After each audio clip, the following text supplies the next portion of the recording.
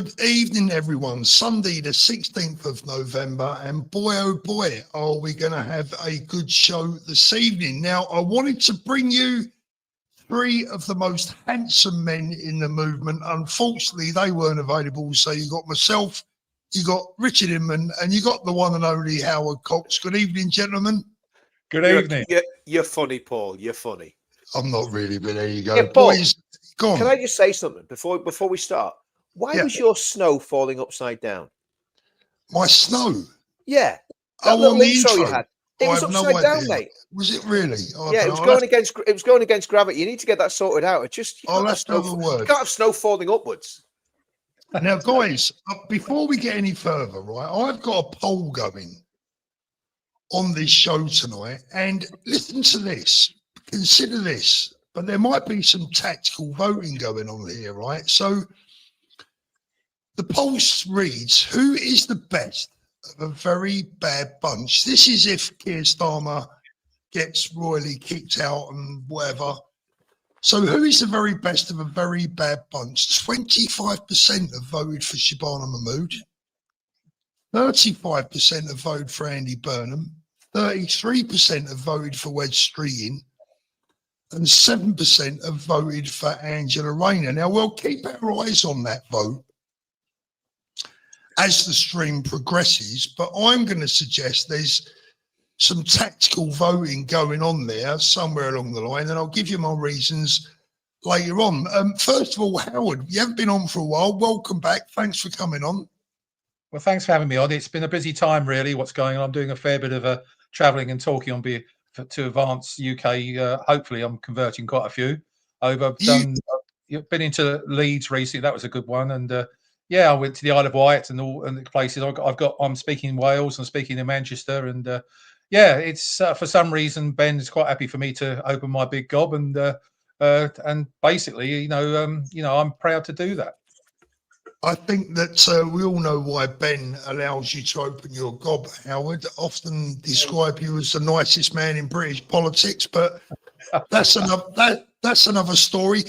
So you must be doing something right, Howard, because you're the only one of the group, of the gang, if you like, that's still allowed on GB News and Talk TV. So you must be doing something right. Well, I think they can't really ignore the fact that I run probably the most successful public affairs campaign in the last 15 years, and that's the keeping fuel duty frozen, and that's the reason why. And I, for example, I'm quoted in the Mail today, and the Mail on Friday, and I'm quoted in the Telegraph, and they come to me because I know a little bit, because one of the things I talked about today in the Mail was that these narrow lanes. I don't know if you saw that in the paper. But I also start talking about a bit of politics as well. And obviously I talk about the biggest, because I went with the Pink Ladies to a protest outside the London Assembly, Sadiq Khan, because he's denying child rape gangs even exist in London, even though there's 9,000 rapes going on there. But and the other, at the moment, we're a week and a half away from the budget, the winter budget. And as a result, I'm just totally dedicated to that. I'm running a reception for MPs tomorrow. This is my 15th annual reception, just pre-budget one, which I basically asked them to come along. And I have to say thank you to a lot of MPs who helped me. And this one's been sponsored by Lewis Cocking, MP for Broxbourne. You may not have heard of him. He's only a young guy, he's early 30s. Very good, very switched on, very right wing, quite sympathetic to my Advance UK. He keeps saying to me, come back to the Tories, Howard. And I said, no chance. No chance of that. But it's interesting because, seeing a young guy like that's actually thinking about what diesel and petrol means to this nation. And what we're seeing, that we're going to talk about it, I know, but we're seeing a chancellor that is so clueless. And tap dancing all over the place, reversing on decisions. Not just the manifesto. 1 minute we're getting a 2p increase income tax. Now that's dropped, and and when we got the benefit cap's going to be dropped as well. It's going to, you can have 35 kids all on benefit, and those sorts of things.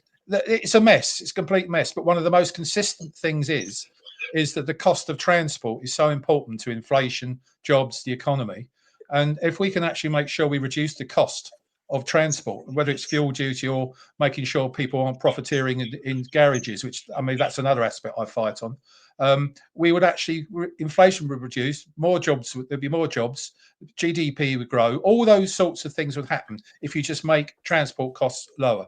And just look at the US, you know, the price of diesel and petrol there is 40% of what it is here.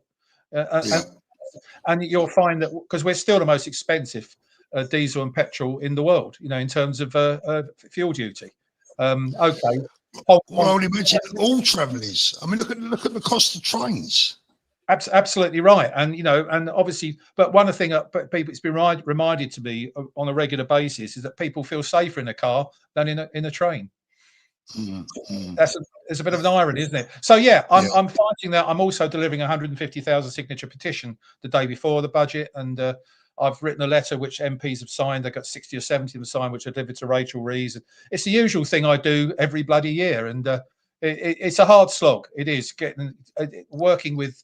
It's like watching paint dry in Parliament, getting these people to actually move. And you know, and one of the things which you know, your listeners and viewers will understand is this: when you talk to an MP face to face, a backbench MP, they agree with you. But when they move into the cabinet, suddenly that all goes out the window, and they suddenly get whipped into a situation where we're looking into the uni-party globalist approach to running this country, and that's the frustration for me. And our only hope is Advance UK, and of course Ben leading that. We all love Ben. I watch you talk about Ben, and you're absolutely right. But it isn't the Ben Habib's party; it's the college's party, and it's the Ground Roots party. And Ben will be, and that's the beauty of this party, is that Ben is totally under scrutiny. If he doesn't perform, he's out. That wouldn't happen in Reform, would it? No, absolutely not. Absolutely not. Rob Howarth, hi Paul, thanks for taking time to stop and chat with us in town yesterday. All the best, Rob and Angela. Pleasure to meet you both. Bumped into Rob and Angela after they'd only been in town for a very short time, so that was nice. And Nash is a new member. Jackie says Howard's a bit of a salt. There you go. Oh God! As an old age pensioner, I'm not doing bad, I suppose. Take the complex weight and get them, Howard. Do you know what I mean? I'll tell you what, Howard. I'll take them all night, brother. At my age, I'll tell you that now. Well, it's interesting, guys, because just out of shot, it's my wife, and she's laughing her socks off at that one. Sue, I met Howard outside court for Tommy, top man. He is indeed. Right, Richard. We know what you've been up to, but before we get into the big topic of the night, which I want to discuss tonight, look, the Sharks are certainly circling around Starmer in number 10. His own party looks like they're going to be. I think this is a foregone conclusion ultimately. And later on, I want to discuss the question: who is best for us? Who is best for us as a movement? Who would we want to see? Who's the best of a bad bunch? Getting a little bit of feedback there from someone. I'm not sure who that is. Howard. I think Howard might have frozen. Let's have a little look. Let me just remove Howard and I'll bring him back in. Hopefully that might work. Still a bit. Howard, if you can hear us, we're getting a bit of feedback there from you, mate. Let's hope we don't lose him altogether. I think he might have lost his internet connection for a minute. So we're going to be talking about that a little bit later on. He's gone. Hopefully he'll be able to get back in.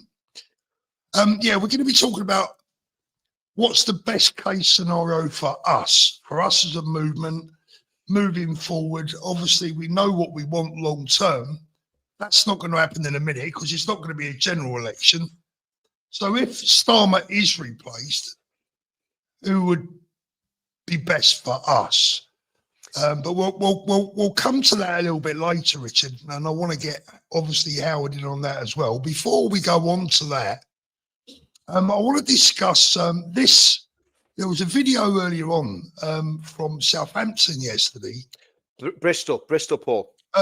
Bristol, from Bristol. Yeah. Not Southampton, you're dead right, from Bristol. There's a couple of videos, 2 or 3 videos doing the rounds from Bristol yesterday. Well, one of the things I noticed, Paul, and it's a bit of a jokey one, but it kind of sums up what's going on with the police in Bristol. Those bibs look like something you just get out of a corner shop. I mean, and a lot of them were belly tops. So me and my wife were talking about, we're saying, are they the same bibs they wear on the Gay Pride thing? You know, when they're all strutting about with the little belly tops on. You know, I mean, it looks absolutely ridiculous. Do you know what I mean? Yeah. So he's back. Howard's back. Howard, Yeah, sorry about that. My internet crashed. No worries, mate. Yes, we can hear you perfectly. Okay, sorry, mate.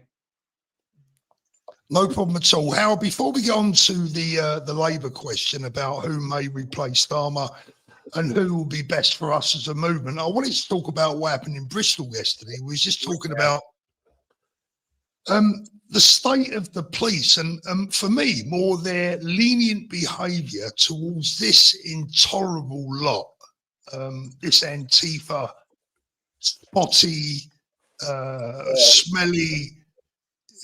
You know, their behaviour was appalling yesterday. It was threatening. It was aggressive.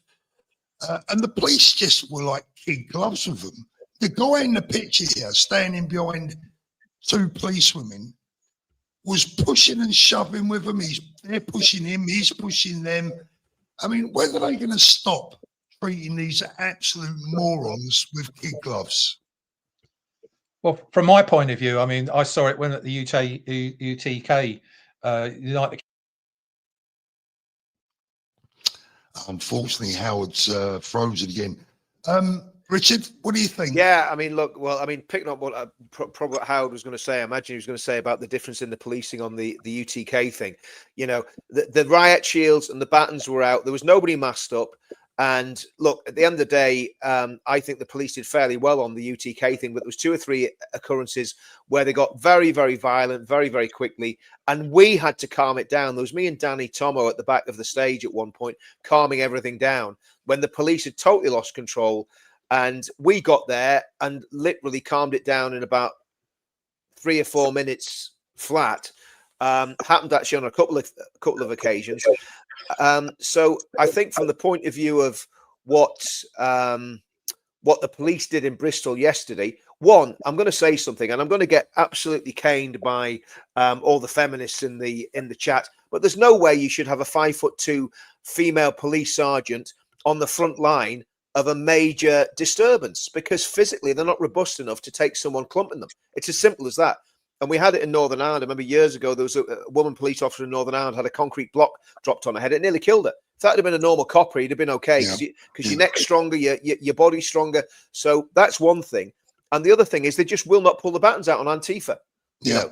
And I think what Antifa need is absolutely smashed. I think that the police need to steam in there and just crack some skulls and rip the masks off them and arrest them. And I think we also need legislation where if people are wearing masks at an event, they get arrested, because those guys were really getting very violent with the police.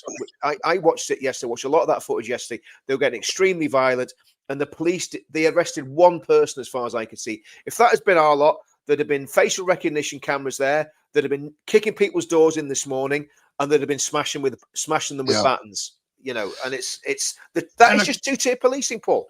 Absolutely. And of course, what we've got here is a situation. It's not where they're filming them and going around there in the week and nicking them, because the buggers have got all their faces covered in the first place.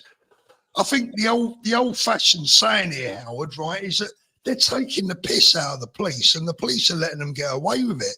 Why do they treat these absolute morons with such kid gloves, Howard? I mean, are they afraid of them? Well, I to be honest, I mean, it's further up the chain of command, isn't it? And how far it goes is simple as that. I mean, we mustn't upset the left wing. We mustn't upset if you're an Islamic or a Muslim supporter, if you support Palestine. We've got to keep them on side. And that's a simple thing. We are easy to police. I mean, it's a shame that when they're policing our side, and I hate this divisive, this description. They have flat jackets on. They got more kit on and all the other bits and pieces. But if you notice yesterday, when they're policing in Bristol, they haven't got the same sort of stuff. They were policing old age pensioners and disabled people in front of the stage when we're at the United Kingdom rally. You know, but it's got it. Your question is a fair one. but it's got to come from the top. It's coming from the Home Office. It's coming from the Met Police bosses, or in Bristol, it's coming from the National Police. They seem to be getting together and actually saying one simple thing, that is, don't upset the people that the Antifas and the left wingers. That's as simple as that. I mean, I totally agree with that, Howard. I think that's the issue. The issue is the leaders, the managers, the inspectors, the chief constables are all lefties. That's the problem. It's been totally subverted by common purpose, by the Fabians and the communists, and that's the problem. We've been taken over by communists, and that's why we need advance. That's why we need advance. And what I can't understand is, I mean, I've watched a couple of the videos. I didn't want to nick anyone's content tonight. Howard, could you just turn your volume down a little bit, my friend, because we're getting a bit of feedback. Okay, hang on a sec. Thank you, mate. I tell you what it is that listening to the way the police officers talk to Antifa as well, and then the way they talk to that'll teach you to have McDonald's before you go live. Don't ever call me out for being not professional ever again, Paul, okay?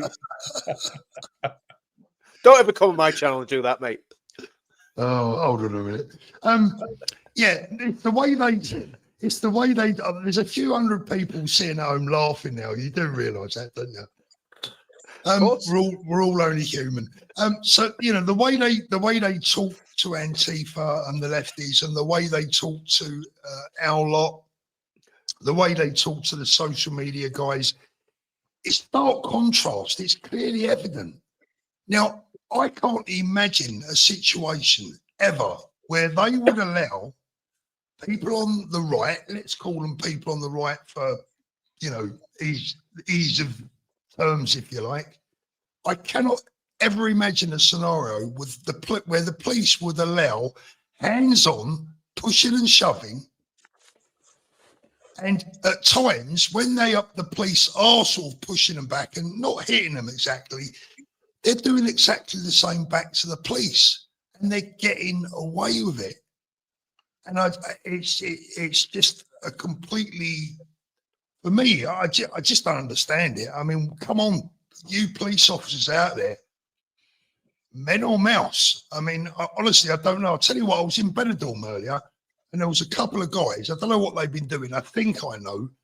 I think they might have been selling a bit of, you know, whatever. Wacky backy. Yeah, and you should have seen the way the police got hold of them. They was on the floor. They were both handcuffed. One of them was sitting on this guy's legs. There was about 8 of them there. They were getting roughed up, right?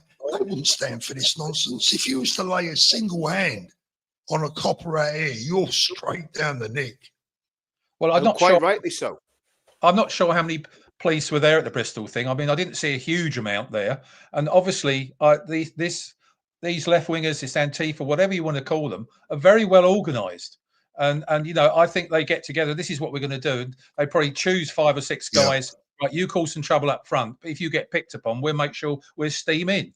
And the police aren't. I mean, they're supposedly training riot control, but I'm afraid I don't see it anymore. And your point, Richard, you're dead right. You know, when you've got a 5'4", 5'10", well, I don't know what they are, but I don't think women should be in the front line. And that's not being sexist. I just think it's unfair, especially if they're not protected with the right kit. And no, Richard, Howard, water cannons. The 5'4" people you were talking about were the men. Yeah, that's right. That's right. That's right. Unfortunately, and yes. you're not far wrong. I saw some of those men there, and they weren't up for it, Paul. Some of those officers were like, "No, I don't think." They weren't really. I mean, I remember when we had riots across in Northern Ireland. Obviously, I was in the military, not in the police. But mate, we just used to steam in, and I mean, believe you me, the streets were cleared pretty quickly. And if it got really messy, we started firing plastic bullets at people. Do you know what I mean? It was just like, it was a totally different way of dealing with stuff. If there's any disorder, it got absolutely smashed. Well, what happened to water cannons? Well, we still have them. We sold them, didn't we? Sell them? Boris bought 4 or 5 in London, didn't he? Yeah. I think that one of them's down in Dublin, and we've got 2 or 3 over in Northern Ireland. But having said that, when the riots were on in Ballymena, the police really didn't know what to do there either. they totally made a mess of them. You know, I mean, they didn't take the high ground. They didn't, you know, there didn't seem to be any strategy. You know, so I think a lot of policing's got very soft and very limp wristed, and they're terrified of hurting people. You know, they're terrified of you know. Yeah, like Balula says, and the police in Bristol were picking on citizen journalists again, including young Bob. Look, I think the bottom line is this. There's a couple of phases to this situation. First of all, I don't believe that a lot of the police are up to the job in the first place. Now, they're you know, they're very up to the job. I mean, when it comes to arresting someone like Danny at the airport, or, you know, myself going back through Gatwick, well, that's simple. That's an easy job. You know, a 2 foot nothing, you know, can do that because we're going to be compliant. Yeah, you don't pose a physical threat. We don't pose a physical threat. As soon as there's a physical threat involved, they're not up to the job. That's my humble opinion. And when you look at the way they deal with these people, who are mostly unemployed, unwashed, you know, I just don't know how they're letting them get away with it. I really don't understand it. And it's all about the threat. They know who poses the threat. And they won't deal with it. They're frightened to deal with it. Paul, that's exactly right. When we did the demo in Trafalgar Square in July last year, I set the police, said, look, what happens if we get some Antifa turning up? Said, whoever has the biggest numbers wins. That's what the cop said to me. It's not, and that is their doctrine. They call it numbers. So if you can put 100,000 people on the pavement like we did, and 1 million people like we did in September, you win the day. And it's literally whoever has the most bodies on the ground. That's why when they police these Hamas demonstrations, they haven't policed them properly, and they pushed the Jews about, and they pushed the counter protesters about and bullied them, because the people who have the biggest numbers are the Islamists and the leftists. But I don't know if we want to talk about this now very quickly, Paul, but there's a very interesting thing happening with the U Party, or the Your Party, whatever they call it. The Islamists have pulled out. The Islamists are pulling out of Hezbollah. So that's they'll go over to the Greens, I reckon, now. Well, I think they'll either go to the Greens, or they might even set up their own party, which is really, really good. I think that's more likely, Richard. I think so. Likely. I think, you know, there are quite a few independent sort of Muslim characters that are in the Green Party, but I heard that too. But your party, the Hezbollah party, I mean, it's complete and utter shambles, isn't it? Especially financially. Shambolic. Yeah. And that's, I mean, I want to see, having said that, I want to see the left-wing vote split, sliced and diced as much as possible. So I want to see the Your Party really strong. I want to see the Greens really strong. I want to see some Islamist group really strong, because that will just destroy the Labour Party. It means the left will, if the left is sliced and diced, and the Islamists will never compromise with Hezbollah now. So that's that. If that's broken, that means all the people that complaining, saying Advance is going to split the vote on the right, it doesn't matter, because you know, we could, if we get our act together, we could really absolutely smash it. And I think I've been hammering this, as you know, Paul, for weeks now. The only thing that's important now, and I love demonstrations. I don't want people to misunderstand me. I'm not saying stop doing demonstrations. I love demos. I'll do demos all day. We're going to do this carol service in London. The little Christmas thing that we're doing with Tommy. We're going to do the big one next spring, which is going to be fantastic. But the focus to me, Paul, for every single person, YouTubers, activists, patriots, is get behind Advance UK and smash reform. And if you're a reform person, just leave reform and join Advance UK now, because you will leave them eventually and you will join us. So you might as well do it now and get yourself a good position. Just want to go back to that image again, Richard. Sorry to keep putting it up. I mean, you spoke about water cannon, about numbers. Yeah. Look, what have we got in front of us here? We've got 1, 2, 3, 4, 5. There's about 20 of them, right? They're all still trying to, you know, grow a moustache. They're not a threat. They're not a physical. No, there was quite a lot. There was quite a lot more than that, Paul. There was a lot more than that. There was. I'd say there was probably 200 altogether of the Antifa. I'll tell you what, 5 lads of anything about them and go through that lot in about 30 seconds flat. Oh, listen, if we let our football lads loose on them, they'd be, it'd all be over in 10 seconds. That would be it. Like, So, the police about building. I come from the school of the Ant Middleton thing, where you bring the veterans in again, and let them go for it. And go on, boys, go for it. I mean, I'm not talking. I'm not talking about veterans over 50 or 60. I'm talking veterans, 35, 40, that sort of thing, and they would sort them out. I'll tell you what. Listen, I'm 57. Believe you me, this veteran would go in there swinging. I'm telling you. Me too, and I'm 71. I'd be in there with you. No problem, Howard. Let's go into a little bit of fantasy realm just for a couple of minutes. Can you imagine a new task force made up of vets who are tasked to go out there and control these lefty crowds? Oh. Well, listen, it's interesting because, as you know, I stood for London Mayor and failed abysmally, but because I didn't get any support from Reform. But that's another matter. But one of my policies was actually to bring. I mean, Ant Middleton's made it a bit more public about the thing, but I was talking about going to retired police officers, retired policemen, and people that in their training corps, in all those sorts of things. Come on, and reservists, all that lot. Come out, and you called it, as you say, a special group. It wouldn't cost a lot of money because most of them would be happy to do it. They do it for free. Oh, I would do it. It's not if they paid my expenses. I'd be on a plane tomorrow. You know what I mean, Richard? There's your baton, there's your helmet. Listen. But do you know what? I actually was mentioning this to someone in advance. I'm not going to say who, but I have produced a little document for a group called the Home Defence Regiment, which would be a regiment of the British Army, part-time, like the UDR was in Northern Ireland, 30,000 part-timers made up of veterans, ex-police, ex-army, ex-prison officers who are still fit enough and able enough to do it. You have the entry level up till about 65 years old. That means I can still get in. And you just... You just do it, and Howard, I think it's going to be needed. Unfortunately, I think we're going to need that. Absolutely. If we're going to prevent civil war, we're going to need to have a very beefed up internal security regime within the UK. Unfortunately, I don't like it, but it's just what's going to have to happen. Yeah. I'll tell you what. I mean, there was a couple of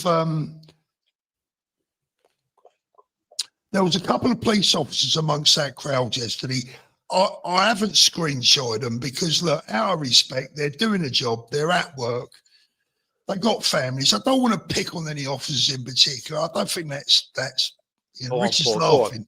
No, I'm not going to do it, Richard. It wouldn't be. It's not very gentlemanly, and they're doing a job, right? But mate, I can't believe the state of them. When I say the state of them, the uniforms don't fit, and the reason the uniforms don't fit. I haven't got any uniforms that are that small. I think that's true. I love that, Paul. Paul, do you know what we used to call them in the military, Paul? We used to call them a pirate's dream. They had a sunken chest. Yeah. I mean, no disrespect. I mean, look, everyone knows their limitations, right? I mean, I'm past it, right? I mean, I'd be no good at crowd control at my age, although if we set up that defence system, I might be tempted to come home and join, even though I'm not a vet. But you get the point, and that is why I haven't shown photographs of these officers, because I don't want to belittle individuals. It's not polite, and they got families, right? But it's so much joke. It's just a joke. It so much depends on motivation because if someone touched your grandchildren, you go berserk, wouldn't you? If someone touched my daughter, my wife, or anything like that, even my dog, these sorts of things, that sort of thing. And I don't think these police are motivated. What they're motivated is sitting behind a desk, punching a keyboard. That's what they're used to. A lot of those people, they're called out. Oh God, we're coming out this weekend. We've got to look at this Antifa. We've got etc. And all those Palestinian protests, which should be every weekend in London. I've seen so many. I go to London on, with the campaigning and doing other things, etc. I mean, for example, this Thursday, I'm going to Liz Truss's. I've been invited to Liz Truss's Growth Commission review of the budget to come. But an hour later, I'm going to the Pink Ladies outside the Home Office. So I'll tell you, you're around a lot of women, Howard. You're around a lot of women. I don't know if Mrs. Cox is still watching there, but yeah. Let's keep her eye on you. Pink Ladies, Liz Truss. I mean, come on. Yeah, Jenny's actually says it's going all over her head as she's holding a bottle of whiskey in her hand. Oh dear, bless her. No, Well, but she's got. seriously, it's Anyway, that motivation. You see, yeah. I mean, when I was standing, for London Mayor, I spoke to loads of police, obviously, because I was going to be their boss. And I spoke to them, I said, what do you really want? They all said the same thing. No, I don't think there's one, example otherwise. They all want to get out from behind a desk and stop filling in forms. They want to catch criminals. And I think, that mindset, unfortunately, has been lost by a lot of them. I speak to police a lot these days, and when they say, "Oh, how's your day been?" "Oh, I've done a lot of filing. I've done a lot of this," and I said, "Have you sort of caught a criminal, or have you, interviewed criminals, or have you, catching what?" No, no, no. It's always the answer. I think a lot of it's to do with. Sorry, I think a lot of it's to do with the people having to have a degree to get in the police now. I think that's just the most ridiculous idea. When I was in the military, a lot of my mates went and joined the police after they left the military. I was too much of a bad boy, so I had too much of a blotted copybook to do that. But but a lot of them went and did that, joined the police, and because it was a natural progression. You've done the military, okay? What do I do next? Oh, I'll be a copper. Do you know what I mean? That for me, they're always the best. Always. Of course, yeah, absolutely. Always. And I mean, when we were in Northern Ireland, we loved a riot.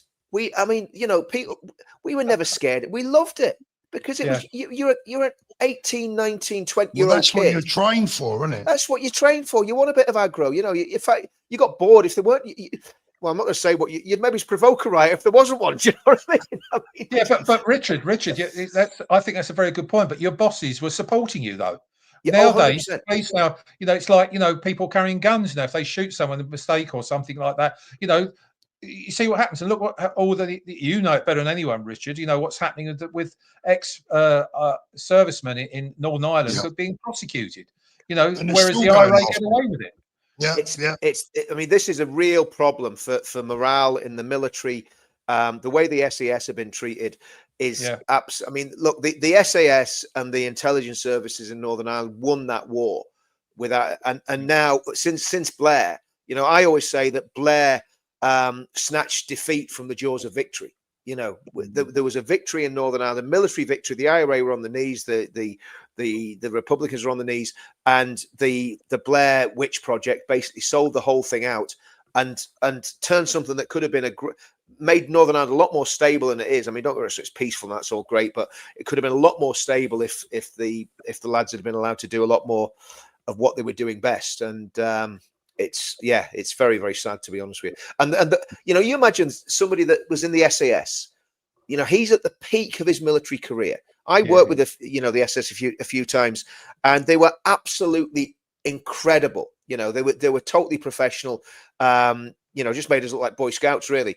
And these guys getting dragged through the courts, they are not guilty of murder. It is an absolute travesty. And the one that they're talking about now, the Loughgall ambush. I was on an OP in South Armagh when the contact report came in from that ambush, and I know what happened on that operation, and there's no way that those guys are guilty of murder.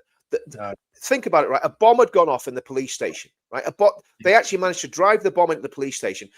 2 policemen and SAS soldiers were seriously injured in that attack.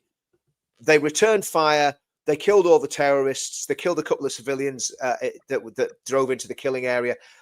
It wasn't murder. It was a very, very professional military operation that had to be taken because these people were highly dangerous terrorists. It's casualties of war. That's what happened. And we were at war with the IRA. It's as simple as that. I mean, I went to Northern Ireland a lot in business. I was in the pharmaceutical industry. And, I stayed in the Europa Hotel lots of times. You know that one very well. And I remember one day a bomb went out outside and the window glass came in across my bed. Yeah. And suddenly there was a knock on my door. I was about the 7th floor.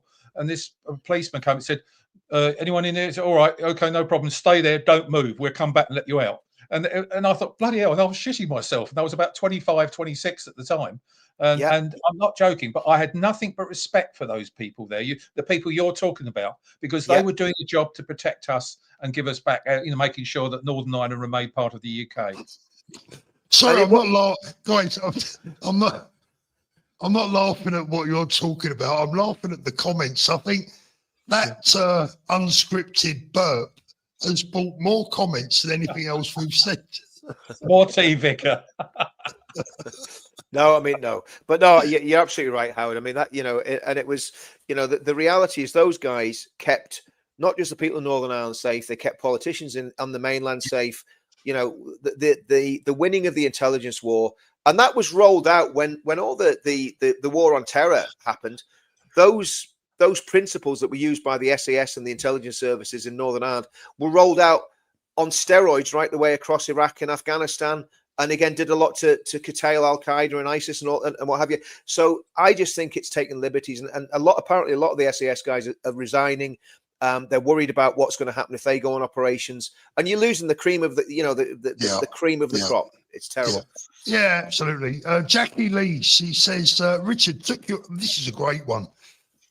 Took your advice Friday. All the leaflets from advance, got 5 more on board. Time to step up. Bit towards the puzzle, Paul. Thank you very much, Jackie. Brilliant, by the way. That is absolutely brilliant. Advance is going through the roof in Northern Ireland. I mean, I've been pushing it like mad. We've got, I think, 600 members at least. I think we'll have 1,000 by Christmas. It's absolutely it's on fire.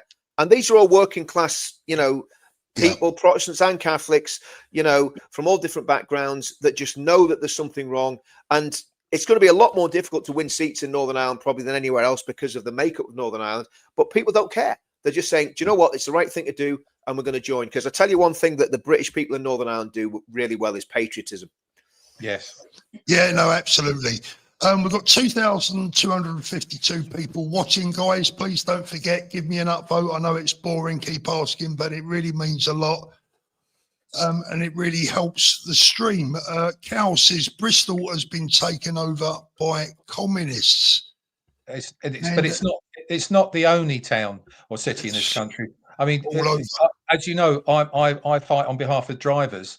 There's so many anti-driver policies across the country, and they're trying to, as I said, the narrowing of roads and that sort of thing, the LTNs, the huge cycle lanes, the restrictions, the congestion charges, ULEZs, you name it. All these sorts of things are part of the policy to stop us driving and control our lives.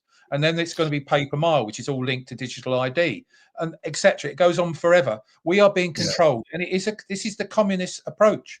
This is how they do it. They're infiltrating, and obviously the left wingers are being, recruited even more so from Islamic states. They're coming in here. They're taking over our country, and I think I can't remember who said it, but I think by 2060 there'll be more Muslims in this country than there will be indigenous Brits.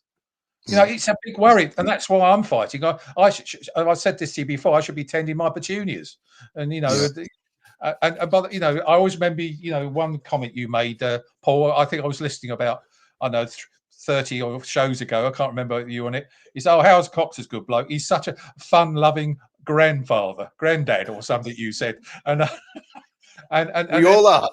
I know exactly. What the interesting thing is, though, I never got so many affectionate emails after that, feeling sorry for me.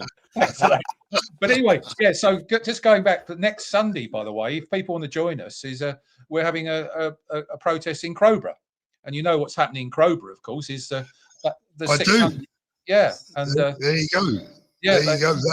Today, isn't it? Yes. Yeah, that's today. That's the headlines from the Daily Mail. But I don't know if you saw it video, but I made a little video about that a couple of days back. I mean, obviously, I'm on the side of the good people of Crowborough, of course, because the good people of Crowborough are on our side, we're on their side.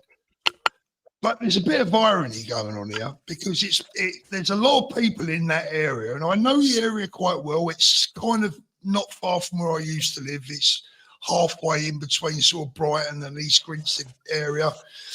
There's a lot of lefties up there. Well, I lived there and I got married there, and Jarvis Brook Station, which is just down the bottom of the hill in Crowborough. As you say, it's between East Grinstead and Tunbridge Wells. It's near the Ashdown Forest. I was a member of Crowborough Golf Club and all those sorts of things. And I know this camp, this army camp, where they're going to move 600 people into. And there's a very good friend of ours she's 93, and she's about 50 yards from the front gates, and she's worried sick. This sort of thing. And as you know, the Green council, you know, person, the deputy to the Green Party, she lives there, and she's welcoming immigrants everywhere except there. She's complaining. She's written to stop it. So the hypocrisy. And I agree with you. Where you're going on this, Paul. You know, you invite what you actually sowed. You reap what you sow. I mean, let me tell you this, guys. Right, over the weekend, let me think. Over the weekend, I've probably bumped into about half a dozen couples out here in Benidorm who watch the channel. I'm talking couples now, right? Every single one of them, every single time, the women always say, "I'm too frightened to go out anymore." Yeah.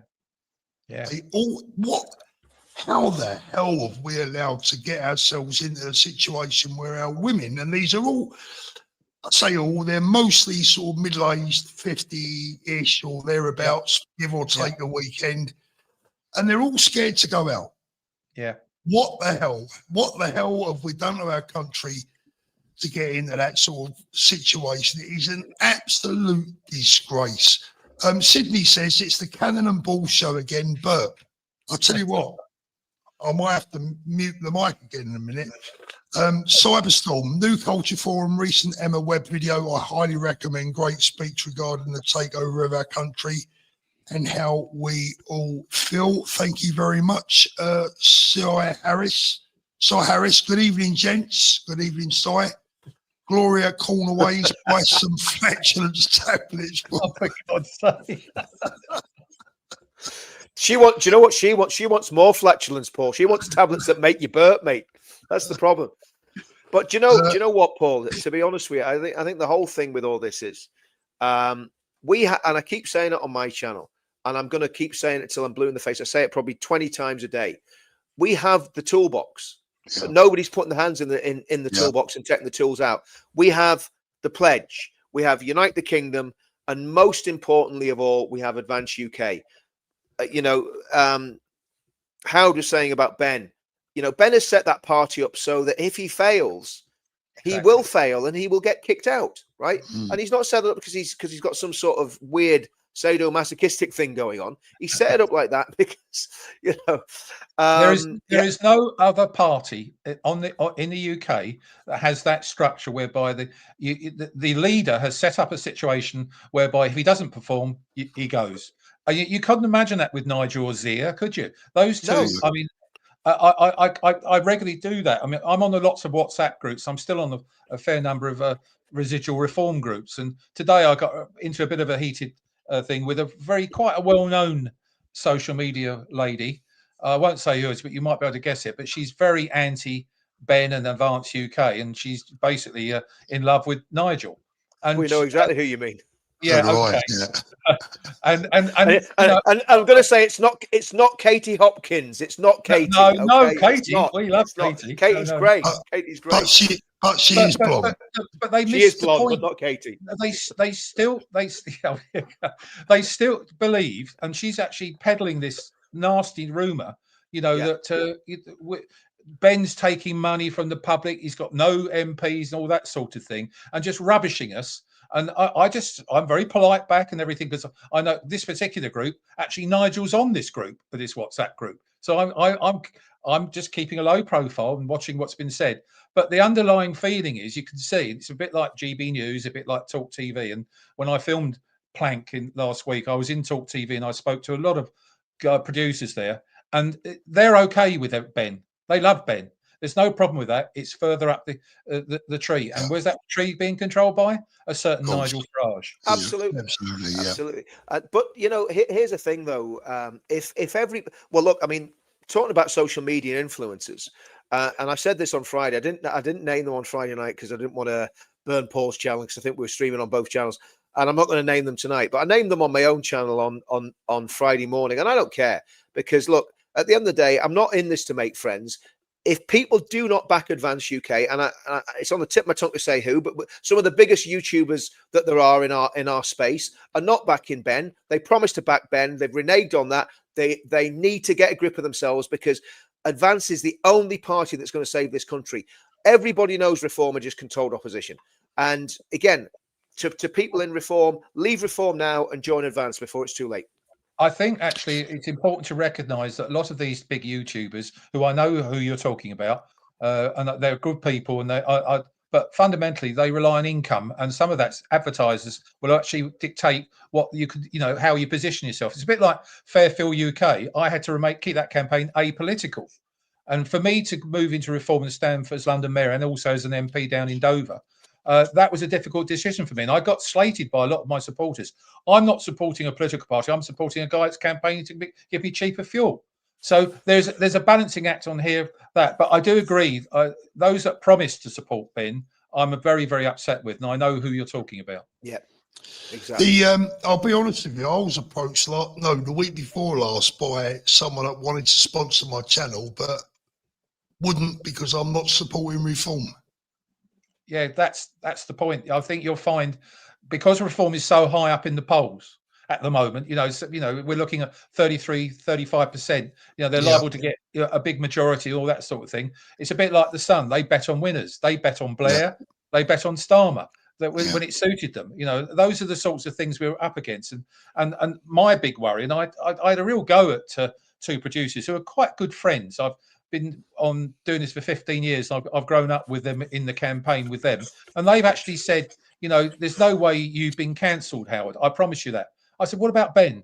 And they go quiet. And I said, come on, what's it all about? And both of them say it's come from above. And someone's pulling the strings, and there can only be one string. I mean, I get disappointed with GB News now. I mean, I thought they really were the future for us, and helping with Ben on there 3 times a week. I was on there once every fortnight or something like that. It went very, very well, and with Rupert, etc. But now we're in a situation whereby it's totally and utterly a reform channel. Well, what we need is we need all our viewers to be writing emails to. Just going to say that, Paul. You took the words out of my mouth there, Paul. And GB News, and say, look, we want to see Ben Habib back on the show. That is the way forward, because look, ultimately, all the time they're not getting any complaints. They're not going to do anything about it, are they? It's 1989. Advanced leaflets need handing out at demos and football. Couldn't agree more. Good idea. Great call. Cal, we will be fleeing to Antarctica at this rate. Bloody hell, I wouldn't be. It's too cold for me. Paula, thank you. SNP trying to legalise sex-based abortions. Guess who is the only birthing males? Yeah, we get that. What that one's about. Jamie Rangers, we are true patriots. All right, gents. Richard, you were talking about Loughgall, the government challenging the inquest to Clonoe 2. Yes, you'll have to read them words out, mate. They shouldn't be on trial for saving people's lives. It's absolutely disgusting. Absolutely disgusting. But getting back to the advance thing, Paul, I mean, the reality is that everybody that's in this chat, if they all wrote to GB News and Talk TV, it's going to make a difference. It's going to make a difference if they get, and maybe we should do some demos outside, like Nick Tenconi did. We should do some demos outside Talk TV and outside GB News, demanding that they give Ben a voice. Because like I say, they have this weird limp-wristed guy that's from some sort of Green Party. It's like an offshoot of the Green Party. He's absolutely pathetic. He talks absolute nonsense. He's probably got 6 people in his party, and he's getting head time on GB News. It's ridiculous. Well, how about this? I'll tell you what we'll do. Before we go any further, I'm going to pop the email address to GB News in the chat. The email address for GB News is in the chat, and I'll actually go one better than that. Hold on one second. Let me just there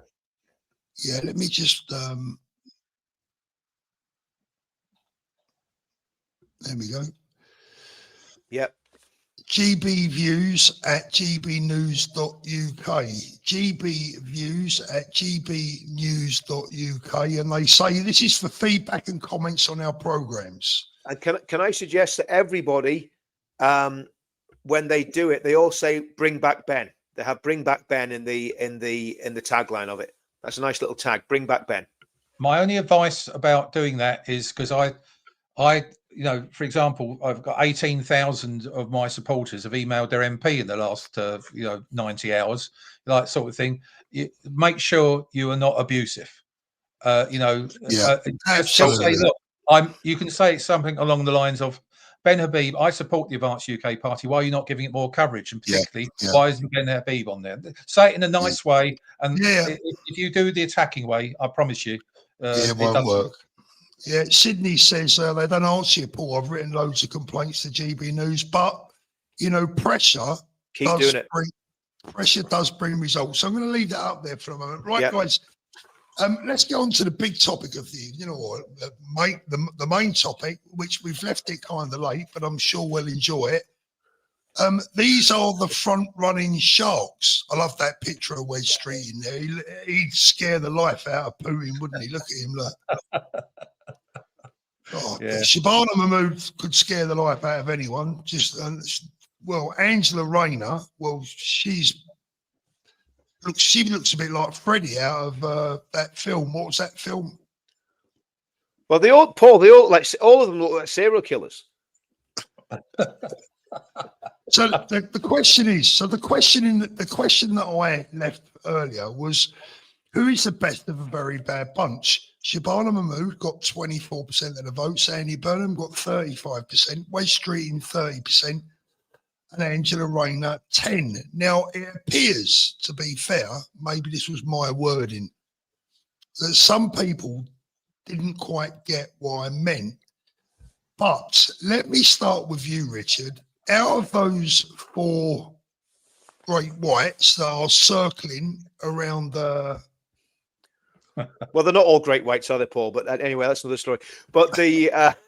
Who would you like to see replace? I'd like to see for our side, for winning the next election, I want to see Banana Mahmood as Prime Minister, because I think that will freak everybody out. The only worry if Banana Mahmood gets it is all the Muslims will then jump across and vote for the Labour Party the next election. So that is a bit of a worry, because I'd rather have the Labour vote completely atomized and go for, Better Call Afzal and his lot in Birmingham. You know what I mean? So Banana Mahmood, or I'm trying to think who's the most feckless.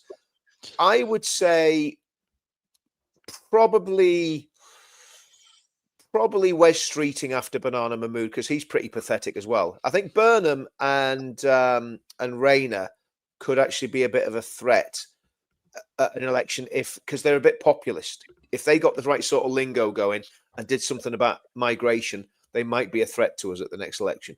So I think Banana or Wes would be the best ones to get us to completely destroy the Labour Party. Howard, your views on that? Me, yeah. Sorry, Howard. I was dropping off to sleep actually with those 4. You see, that's what they do to me. They're very soporific to me. But I mean, Andy Burnham is a very bright cookie. There's no doubt about it. But he's got to be an MP for a start. He can't. He hasn't got. He's mayor of Manchester, as you know. And Angela Rayner is probably the most popular in the Labour Party, because did you when she did her resignation speech after she was basically dropped as a deputy prime minister and the leader or leader of the House, she the whole of the Labour Party bench turned up and listened, and that is unusual to see for a resignation speech, that sort of thing. It didn't happen with people like Theresa May. When the Tories it was about half full, that sort of thing. So, but I wouldn't like to see Mahmood. I wouldn't like to see her involved. And Wes Streeting is probably the one. I mean, I'm quite liking his way he's talking, even though he's actually brought it on himself, taking on the British Medical Association at the moment, and with these strikes, etc. But of all the 4, if you had to nail me to my colours, I would actually go for Wes Streeting. Now, the danger for me, my view on this is the 2 most dangerous candidates out of those 4 for me is Wes Streeting and Andy Burnham. Because really? I believe that, I'll tell you why. I believe they're capable of hoodwinking more people than the other 2. I don't think that Rayner or Mahmood can hoodwink the nation, just like Starmer hasn't been able to hoodwink them. I don't think they've got what it takes. The people will go against either of those 2. The trouble with Burnham and Streeting is that from a what's the right word I'm looking for? I don't even know who I'm talking about now, but from a general population view, just your average Mr. and Mrs. Smith that lives at number 75, that has no idea about politics. I think Burnham and Wedge Street, you know, perhaps, if it's the right word, a bit more likable.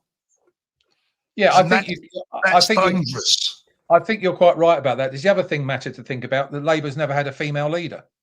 Yeah. Never had one. And that's or a Muslim leader. Or a Muslim. And what we need is, let's make no mistake, guys, this is just my view for what it's worth. Let me know what you think in the chat, because I may well be wrong. You nearly got another one then. I think it's that bottle of water. We must let Starmer, or at least let Labour, finish the job that they've started of ending socialism in this country, hopefully forever. Well, I mean, the problem is, Paul, that the evidence is going in the opposite direction, both in America and here. I just want to quote something that somebody said in the comments. They said about Banana Mahmood. They said, she's got a face that would buckle a bucket. Yeah. I like that. That's got to be a Northern Ireland person. I've never heard that anywhere before, but a face that'll buckle a bucket. But no, I think socialism's, unfortunately, socialism is quite, populist socialism is quite strong. And that's what we've got to be very, very careful of. If some of these socialists could work out how to get a grip of the or have an appearance of getting a grip of the migration situation, and then start offering freebies to a whole lot of people. Oh, I've just disappeared. Then start offering freebies to a whole lot of people. Then I think we've got a massive, massive problem. Well, this is what Mahmood is doing here. Look, she bids to look tough on borders. Shabana Mahmood says Channel boat migrants must wait 20 years for a golden ticket, right to stay permanently. So what does that mean? They're going to be here 20 years before they eventually get their right to stay permanently, and could be sent back if home countries get safer. I mean, what a crock of shit that is. Exactly. 20 years. So, you know, I mean, I've only got a 3-year visa if I decide to stay in Spain, and I'm here legally. Oh, well, this is the point. You know, you're looking at temporary is the word they use, but they're talking about 20 years being temporary. I don't get it either. I don't know how it's going to work. And you hear Ben say it. I've said it as well when I talk and everything like this. Let's, for Christ's sake, put the bloody Navy in the English Channel, stop those boats coming across. If they did that, if Mahmood actually did that, I'd have a lot of respect for her. Just do it. No mucking about. You don't have to be liked or etc. It happened in all other countries. It's happened in, you know, look at the guy, you know, from Hungary and the guy from Poland. Those two, they got virtually zero immigration coming in because they got strong borders, and they haven't even got a water around them. We should be being protected with our moat. I think you said the other night. I was listening to you too. Yeah. Fundamentally, these four people are honestly useless, inept politicians. They are purely in it for themselves. If I mean, let's wake up to what Keir Starmer gets up every morning. His polls are dropping, his popularity is dropping every morning. But you know, Morgan McSweeney's, you know, and his little group around him, you know, saying you're great, you're wonderful. That's what he believes. If he truly cares about this country, he would resign, because that is the point at the moment. The economy's a mess, immigration's a mess, crime is a mess. All of these things are adding up to things it should.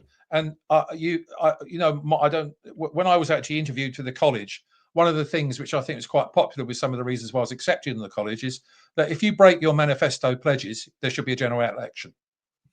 And I really believe that. I mean, there's no point in having a piece of paper say this is what you're going to do. There is no reason why you should break your manifesto promises. And these four people are, you know, very much part of a broken manifesto pledge set of them. And that's why there's no one in their party that I respect.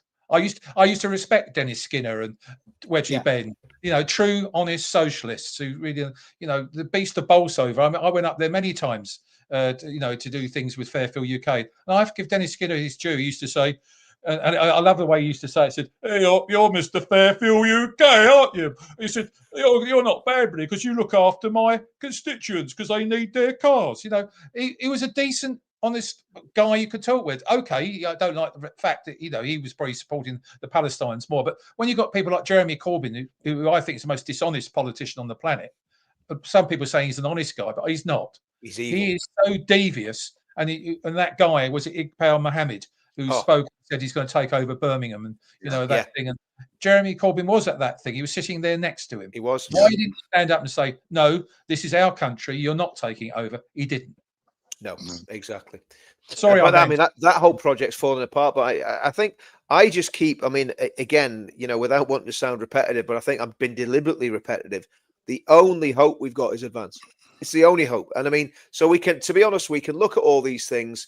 I'd rather be saying, okay, well, what are advance going to do? There was somebody asked about policy in the chat. Now, obviously, you guys on the college will know a lot more than I do.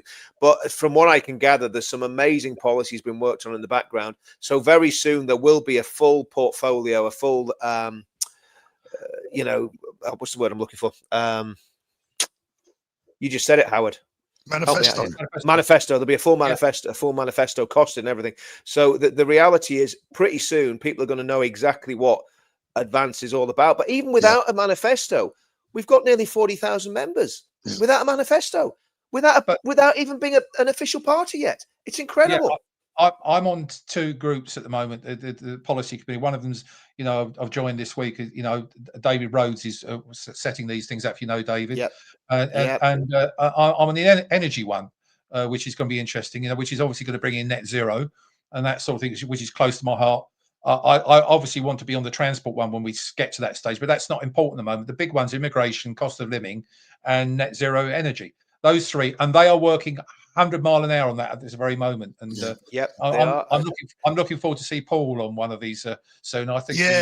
Tuesday. I'm on the immigration policy groups. So, good. We're looking forward to making it. To making it public. It's going to be very exciting. Laurie says, loved the video of Peter Bleksley reading the news. I missed that.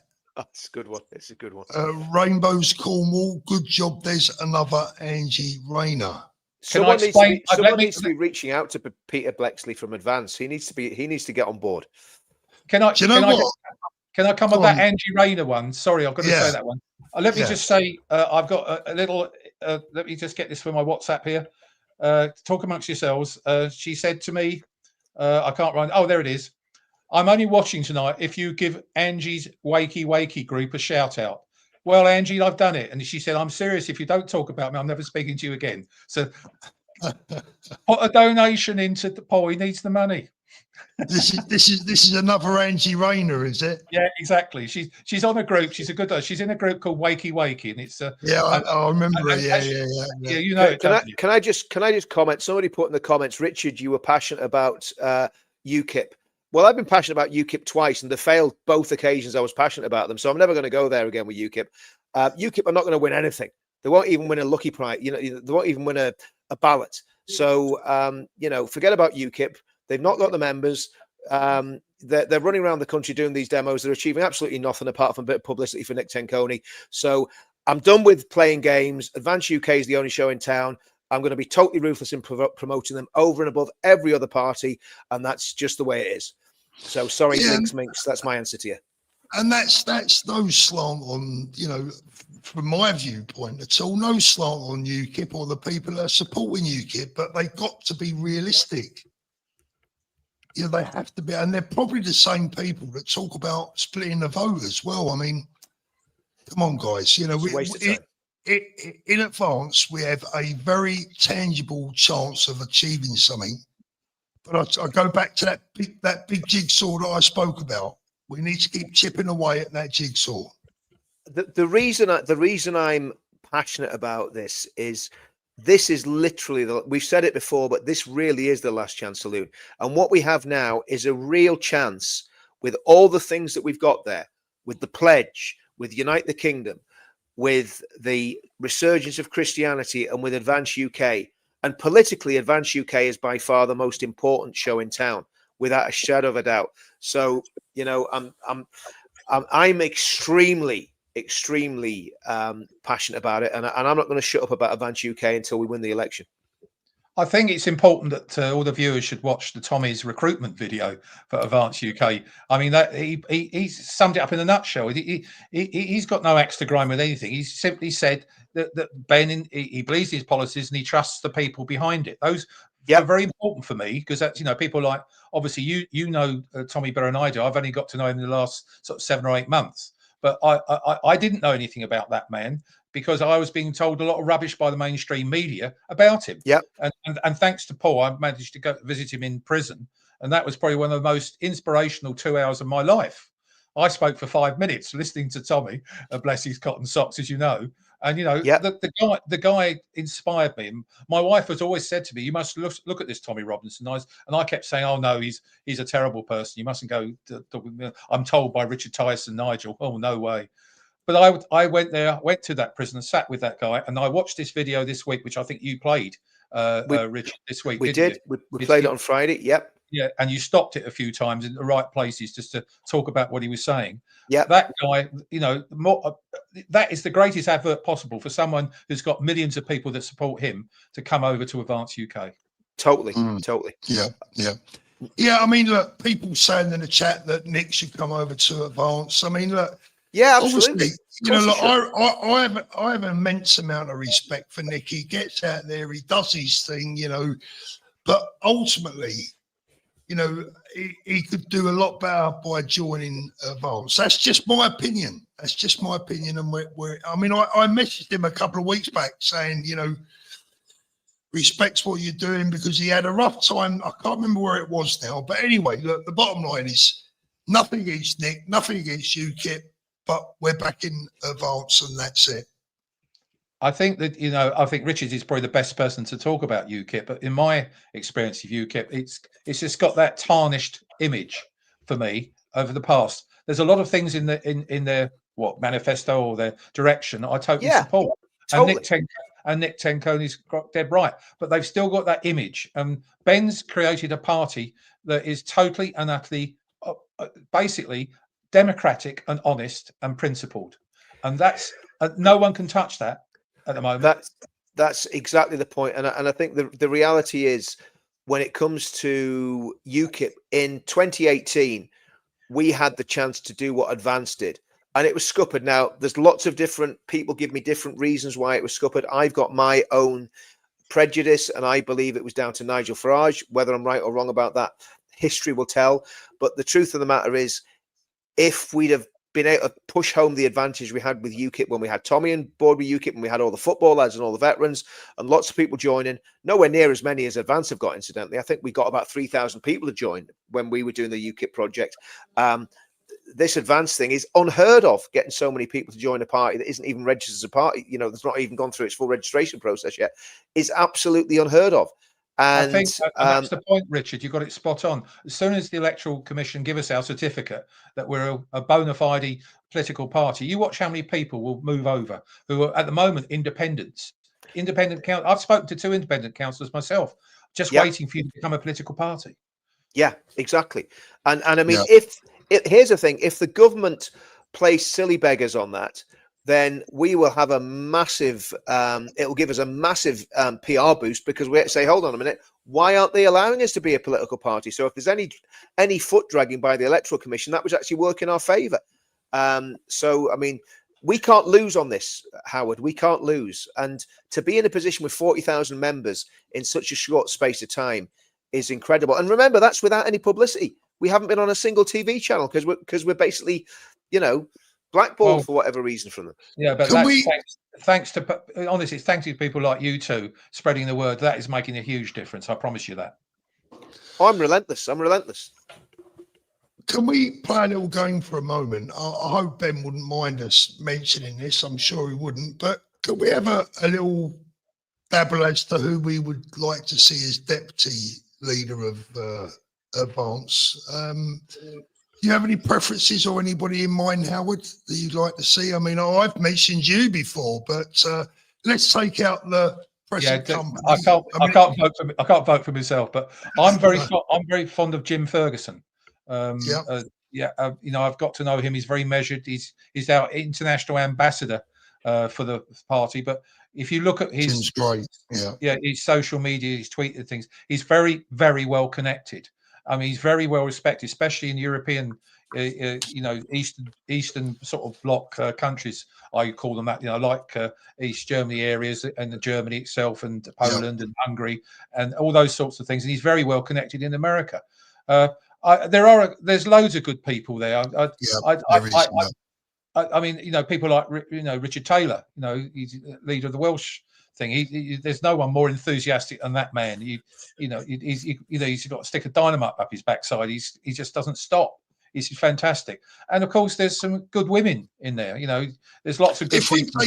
Richard, if we take, sorry, I should have made myself more clear as well there, Richard. Howard, sorry. What I actually meant was from outside of who we've already got. I would say what I would like to see, right, and I don't know if this is possible, I would like to see a joint deputy leader role, right? And there's two people that pop into my mind straight away. You'll guess who one of them is. And the reason I want to see a joint deputy leader role is because they will not have the time to devote huge amounts of time to it. It will be basically a tool to bring more people into the party from the right areas. And I would like to see Ant Middleton and Tommy Robinson as joint deputy leader of Advance UK. That's what I would like. Well, Ant was definitely. I mean, look, I may not have picked Ant before last week, but having sat with him for an hour, same as I've spoke to him two different occasions. Yep.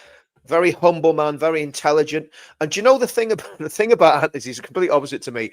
I'm like a bull in a china shop.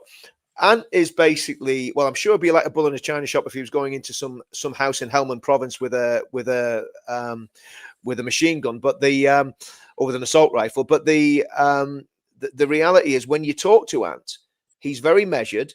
He listens to every single word you say. He doesn't interrupt. And he's a very, very thoughtful man. So I think Ant Middleton and Tommy with Ben as leader would be a dream ticket. That's my opinion. He's very understated. I like that. He's very understated. I don't know him that well, but he's a gentleman. I tell you the problem with Tommy, and I agree, Richard. I'd love to see Tommy in that position. Would love to, but, and I think Tommy would probably recognise this himself.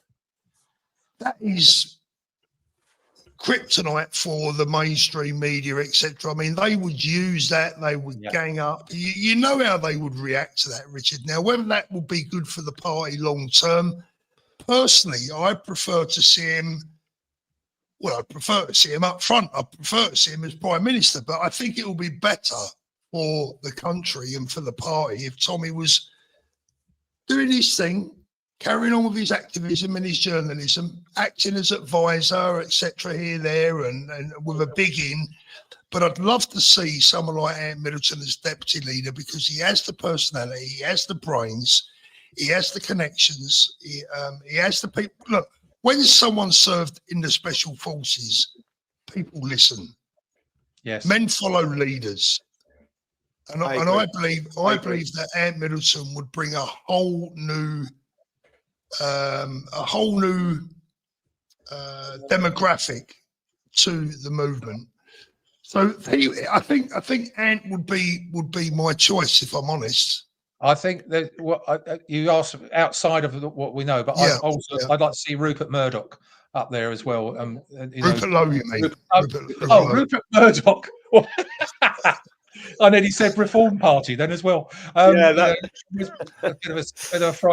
knackered, lads. The problem is if you had Rupert Murdoch there, you'd need a defibrillator there all the time as well, or just some blonde Dolly Bird, trophy wife. You know what I mean? No, but Rupert, no. Yeah, my wife has just kicked me, and she said, "You stupid ass." But Rupert Murdoch, I like. But you see, I think that there's also a position for chairman. This sort of thing. You've got David Ball as chair of reform and that sort of thing, but he's really in charge of recruitment. This sort of thing, getting people signed up. I mean, you could actually argue that Tommy would be the best person to get more and more members on board, and maybe he should be the chair of the party. I think Tommy needs to have a role in the party that doesn't have to do too much, right? Because obviously Tommy's busy doing what he's doing all the time. There's always going to be people trying to sue him. There's always going to be having ag all the time. But I think he should have a role where he doesn't have to do much, but at the end of the day, if we win an election, he's going to get a prime seat in a cabinet. You know, so you have a role, and that's why I'm saying you split the deputy leader. So you have Ant Middleton and Tommy, who are both very busy men with their own business interest and what have you. Would that be a positive? I mean, like, you know, going back to, I mean, look, as I said, let me make it clear for anyone watching, I'd love to see it, but would it be the right thing for the party? I think it would, and I'll tell you why, right? Because I think what we must never underestimate is the popularity of Tommy among the British working class, whereas Ant would probably get the more sort of settled, sort of, you know, middle class kind of people would gravitate to Ant, because he's a bit more polished, right? Because of his media career and so on and so forth. Tommy still, you know, like, massively appeals to the working class, and Ant would as well. So I think the two of them could really do a lot. But here's another thing, and this is where we've got to look at what Trump did in his last election campaign. Trump brought in people from the Democrat Party. Now, I know Farage is trying to emulate that, but it's a question of, are there people that appear to be on the left that aren't really on the left? I think about the guy that's on GB News, the ginger-haired guy, the firemen's union man. I forget his name.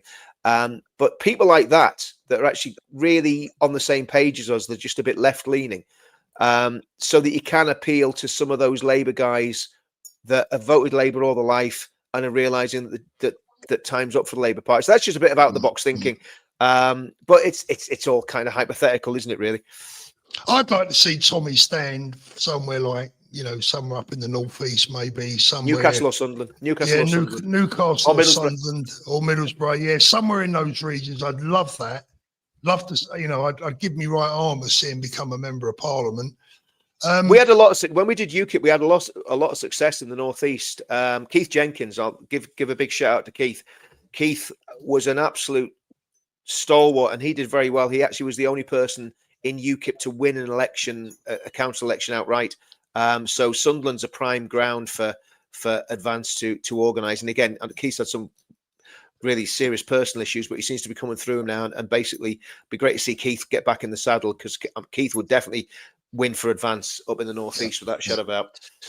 Flexi official there, great point. Look, Rupert leader, Ben Sherman, then a strong woman as deputy, Susan Hall. Look, the bottom line is this: is that the opportunity is there, has been there for Rupert and for a number of other people, and for reasons that remain a mystery to me, and I would imagine to Richard and to Howard, is that they have declined and have gone off and done their own thing. Now, going back to, you know, lightly talking about some of the other bigger YouTubers as well, make your bloody minds up, you know, put your foot in the camp, dare to be different, you know, put your best foot forward. We all know that Ben is the best man and Advance is the best party for the job. So what's holding you back? Look, I've been a big fan of Rupert Lowe, but I'll be honest with you, there's something not right about it, Paul. I'm sorry. Right. I'm not a conspiracy theorist, but I don't know what's gone on. But there's something not right. Look, I don't want to sow division, because at the end of the day, Rupert would be an asset, as would Nick Tenconi. Nick would be an asset to Advance as well. Nick would be an asset on the right. Rupert would be a sort of, well, Rupert's pretty hard right as well, but Rupert would be an asset because he's an MP. But I'm going, you know, just give everything else up and get behind Advance. We get one go at this, you know, and it's yeah. By the way, sorry interrupting. If anyone hasn't seen Baraka's video with Ben, brilliant. Well done, Baraka. Yeah, one of the things that, you know, it's important to understand is on the right-hand side, I've never seen so many parties that were led by such big egos. And you're absolutely right. I mean, Nick Tenconi, I've got a lot of respect for him. He was at Bristol, wasn't he? Talking down there. I saw his video on that sort of thing, and he's very good in front of the media and the camera and that sort of thing. So he's got lots of talent. But the thing that gets me is, you know, you've made the point. I think they've got about 4,000 members now. I mean, if that is it, and we've got, you know, approaching 40,000 paid members, 50,000 sign-ups. These are the sorts of things. We're growing fast, and as soon as we get and that's before we're registered. And Yeah. we're going to hit the roof, honestly. I think there's a lot of good people. The important thing for us is actually to try and break the spine of the mainstream media to allow us to get a voice. I'm sorry, Yeah. we do still need that. I mean, I used to write regularly for The Sun, but because of in fact, this is interesting. When I declared my support for reform and standing as mayor, I was virtually dropped from writing, op-eds in there, which I was getting paid for. And all because I supported reform. Now the Sun are all over Nigel Farage. He's got double page spreads in there and everything. That's the hypocrisy of the mainstream media. Yeah, exactly. And it's deep state stuff, this, Howard, as well. I mean, I don't know if they still have them. Years ago, they used to have D notices where they could just ban the papers from talking about stuff. And what they do is the MI5, MI6 would pull newspapers in and literally say, we'll give you some sneaky beaky information that sounds really sexy. You run that story as long as you don't run this story. And we know that used to happen with editorial departments and editors. And a lot of the editors are working for the security services as well. There was a lot of foreign journalists working for MI6, a lot of home journalists working for MI5. So the reality of this is that we are not going to get a fair crack of the whip if the establishment are against us. So that's why I'm massively talking about these social media guys. If you're not doing it, why not? Who's got to you? Who's paying you? Simple as. And if filthy lucre is more important, because I know some of these people are making a disgusting amount of money. If filthy lucre is more important to you than the country that you're living in, then maybe you're in the wrong game. And I was recently asked to be on a radio station. I'm nameless. It's quite a popular one. And the producer said, "Oh, what's your title, Howard?" I said, "Well, I'm founder of Fairfield UK, and I'm on the Advanced UK College." He said, "Well, what's that about?" And he went away to sort it out. He said he was going to put it down in my little byline underneath my ugly mug, was going to have that all underneath. And I came back when I did the actual interview. There was just founder of Fairfield UK on it. And I spoke to him after. He said, "Oh, he was told that could not be shown." See, that's what we're up against. Unbelievable. And everyone tell out you there, why. everyone out there. Sorry, Richard. Don't forget all these big channels you watch out there. Ask them in the comments, why are you not backing Ben Habib and Advance UK? Ask them. Yeah. There's Because two I haven't got the channels. answer. There's two channels that I'm thinking about. I'm not going to name them. I've already named them on my own channel.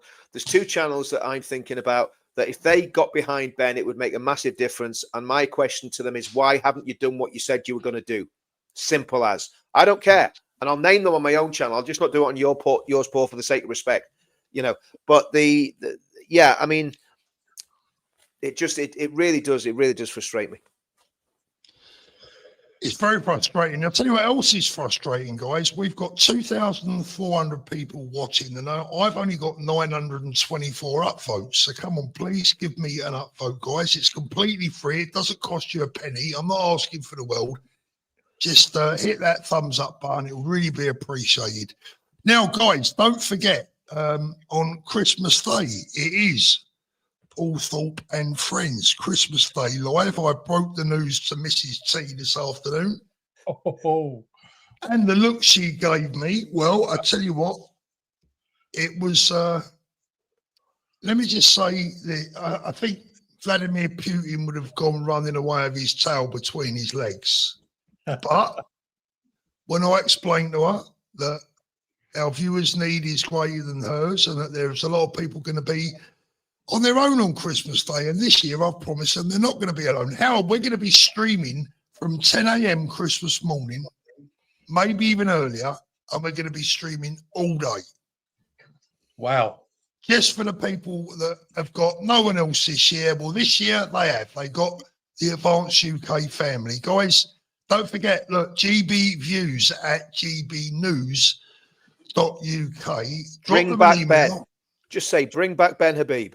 Bring back Ben Habib. I'm a member of Advance. Why are you not giving Ben Habib a voice? And until you do, maybe until you do, I shan't bother watching anymore. Yeah, and slip the one in and say you were aware that they're the fastest growing party in Europe at the moment. So I'm 40,000, paid up members, which is quicker than that Reform got to. And at the last general election, I only had 30,000. That's right. The self-imposed target that Ben put on the party. And let's be honest, Howard. there's, you know, if there was a general election, even if there was a general election tomorrow, called tomorrow, I think Advance UK would be in better shape than when the last general election was called for that Reform were in. Do you know what I mean? Without a shadow of a doubt, because the management of Advance UK is so much more professional than Reform's. It's as simple as that. Yeah, absolutely. Jackie, thank you, Jackie. Guys, please watch Baraka's interview with Ben. If you didn't love him, you will now. Gives his life story. Great show tonight, Paul, as always. Thank you, Jackie. Yeah, please do watch that interview with Baraka. By the way, Baraka is coming along leaps and bounds. I really, really like the guy. He's such a genuine young man, and he is an absolute epitome of what people coming to live in this country should be. So well done, Baraka. No, I totally agree with that, Paul. We need to get him back on the channel as well. We do. He's going to go far. He's going to go far.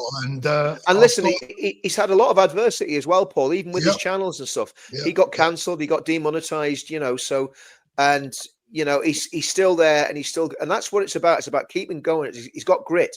Baraka's got grit. Stacks of time for him. A lot of respect for the lad. Yeah.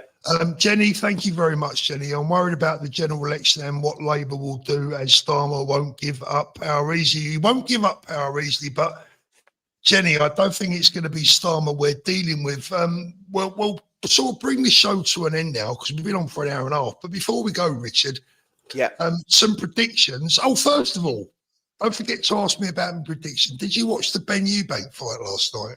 I saw the highlights, mate. I saw the highlights. I mean, do you know what? It was really, I find it really weird watching them fight because it's a generational feud between the Bens and the Eubanks. And, you know, fair play to Ben. I mean, he really, really turned it on, didn't he? From what I saw. I mean, like I say, I only saw the highlights. He won on points. He won on points, but he nearly knocked him out in the last round. In the 12th round, he nearly knocked Eubank out. He really went at him and he hit him with some big shots. And he's physically a lot smaller than Eubank as well. But he just seemed a lot sharper, didn't he, Paul, to me? He seemed a hell of a lot sharper, a lot more aggressive. Yeah, I was disappointed, to be honest. I mean, Eubank didn't turn up. I mean, if that's all that Eubank's got left, then, you know, obviously that is the end of his boxing career. Look, I'm glad they both come out unscathed. I can say quite safely, having followed both the fathers' careers and knowing Nigel Benn quite well back in the day personally, I would say that neither of them would hold a candle to their fathers. I agree. Absolutely 100%. 100% agree with that. I mean, Eubank had an absolute granite jaw. I mean, you could. I'm not about the old. I'm not about Chris Eubank Senior. An absolute granite jaw. You know, you could have hit him with a sledgehammer on the jaw. You just, you know, batted it off. You know, Ben could punch like a bloody mule. You know, and the aggression of Ben Senior as well was just phenomenal. Yeah. And I tell you what I like about Nigel as well. I don't know if you noticed last night, but he wore a poppy into the ring. Well, he's a veteran. He's a veteran. Yeah, he's a veteran. He's a Fusilier. He was in Northern Ireland. He was. There's a mate. I have a mate lives around the corner. He used to train with him in the Fusiliers. You know, and he's a proper lad. And he was karate man as well. He did karate before he did boxing, so that's why he's got the power in his punches. But, great lad. But the cynic in me, unfortunately, and I'm going to say this, the cynic in me says that what I think we'll get now is we'll get the reasons behind Eubank Jr.'s level of performance, if that's what you can call it, with all due respect. I mean, blimey, I think I'd have had a chance of getting a draw out of him last night, you know. But I think we'll hear the reasons. We'll ask Danny about that. Yeah, and then it sets it up for a third decider, doesn't it? Which is very convenient. Do you know what I don't like about the boxing at the minute? And I deliberately won't do the pay-per-view thing. They're all doing it in Saudi Arabia, right? This is the Islamization of British sport, and it's very deliberate. Last night, to be fair, it was in Tottenham, so that was it not in no, it was sponsored by the Saudis. It was sponsored by the Saudis. Sorry, it was sponsored by the Saudis. But either it doesn't really matter because it is sponsored by governments that are completely oppressive and repressive. It's the same as the Saudis buying Newcastle. Was it the Qataris bought Man City, or whoever it was bought Man City a few years ago? the Arabization of British sport is absolutely ridiculous. So wherever they were fighting isn't the issue. The issue is that it's who's paying the piper, and it's the Saudis and the Qataris and all these absolutely horrendous regimes that have one agenda, that is to Islamize the whole of of British culture. And I don't want I don't want anything to do with it, to be honest with you. Yeah. Sorry to get in about the boxing thing, because I go back to Sonny Liston and Cassius Clay, when he was Cassius Clay, and all those sorts of days, because I'm an old git. But what I was really excited about this weekend, I'm really happy man, is that we beat the All Blacks at rugby for the 13. Did you see that? You don't know anything about rugby, you guys? No. Not really. No. I used to play when I was in the military, but yeah, I used to. Howard, come on, mate. I was brought up in South London. I mean, we didn't do rugby where I come from. It was football, boxing. That's it. Well, you must have gone to a public school. Henry Gosling, Thomas Beckett. Yeah. The thing is that, I mean, rugby league up north's a working class sport. So rugby league's not, it's totally different, rugby league to rugby union. Rugby union's the posh boys, but rugby league was very working class. Richard, I'll buy you a beer and train you in the actual the finesse of rugby. Yeah, rugby. Yeah. No, I played rugby union when I was at school, and when I was in the army, I played. But it's but that was. Well, they say the difference between football and rugby. Rugby is a game played by gentlemen. Rugby is a game for thugs played by gentlemen, and football is a game for thugs. Gentlemen played by thugs. Something like that. I don't know. Not anymore. There you go. So, we was going to talk about prediction, right? So we'll end with this, right? And don't forget, guys, email GB News and ask them why Ben Habibi's no longer on the show. So prediction, will Keir Starmer be ousted before the start of the new year, Richard? Yes or no? Paul, listen, I said as soon as he recognised the so-called Palestinian pile of rubble, I said, that's it. I says, he's finished. He'll be finished by Christmas. I said, you can check me, you can fact check me on that. It's on my channel. As soon as he mentioned that, I said, he's done. So my prediction is he'll be gone by Christmas. Howard? No, by May elections. By the May election. So you think he'll still be there? Simply because the infighting that's going on at the moment, all the things, the four of them, they haven't gone get it right. If there was one other candidate, for sure, I think he will be out by Christmas. I think Richard's right. But with the four of them all vying for a position, they've got to get support and backing from the National Executive, all of the unions and all those sorts of things. I don't think they can do it by Christmas. And the May elections is the big thing, because they're going to be wiped out in Wales and Scotland. That's going to be wiped out completely.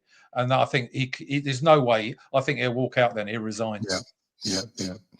Well, I'm going to end tonight with this one because I think it's a corker. Hooky the Hammer says, I won my first cage fight last night. The canary didn't know what hit him. That's nice, a belter, isn't it? That's a belter. Right, Superb. Gentlemen, Howard, Richard, absolutely two great guests again, as normal. I don't want to give you nightmares, guys, but, try and put this image out of your mind before you go to bed tonight, because you won't be able to sleep. I can promise you now. I'll tell you what, Angela Rayner really gives me the heebie-jeebies, I've got to tell you. The ginger growler. She scares the living daylights out of me. Right, Mark Stein called her the ginger growler. They'll never, such a perfect description. Can I just ask one plea from all your viewers? Actually, please sign up to Fairfield UK as well. Help me stop this. It's going to help all of you, because if it goes up, which I predict they're going to reverse the 5p temporary cut that Sunak brought in, that's going to cost you an extra £3 filling up at an average family car, but a truck £50. And where can they do that, Howard? Where can they do that? Go to fairfueluk.com. It's on there. Fairfueluk.com. I really appreciate that. All right. Right, guys. Have a good week, everyone. I really hope that you'll enjoy. What's the weather like back home at the moment, Howard? Is it a bit grey? Yeah, it's dark and dank and drizzly. That's what we got here at the moment. Bit like Labour, really. We've got snow on the way, Paul. We've got snow on the way. Not that upside down snow you had on your channel. We've got proper snow coming up north. So, yeah, I'm in the sunny south. That's it. Love to everyone. We'll see you soon. See you soon. All the best. Take care. Bye-bye. Bye.